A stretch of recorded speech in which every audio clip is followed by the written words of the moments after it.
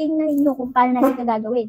Ang maganda dito guys, ayan o, ito yung gagamitin natin.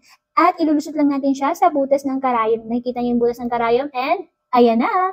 At ilalagay lang natin guys itong sinulid dito rin sa mismo hook na ito. Tingnan nyo guys o. At pag nalagay nyo na nga, i-ready nyo na tanggalin, ilusot ulit yung butas nito and then voila. Pasok na, di ba? At may mga kasama pa nga itong ibang tools na magpapadali ng ating buhay sa pagtatahi. Katulad na lamang nito. Tingnan nyo guys, napakadali na lang tastasin ang mga bagay na ito. Halimbawa, gusto ninyong padagdagan or paliitan yung inyong mga pantalon or gamit. Tingnan nyo kung gano'n siya katalas. O, di ba? Look at that guys, oo.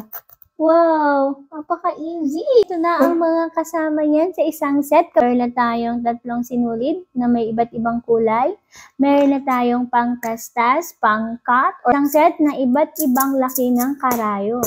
At meron tayong 2 didal. Siyempre, protection yan sa ating mga daliri kapag magtutusok tayo ng karayom, lalo na kung makapal ang tela na tatahiin. At ang panglusot sa butas ng karayom para makalusot ang sinulid. Diba guys? Perfect na perfect ito. Kaya, kung ako sa inyo, mag-check out na kayo.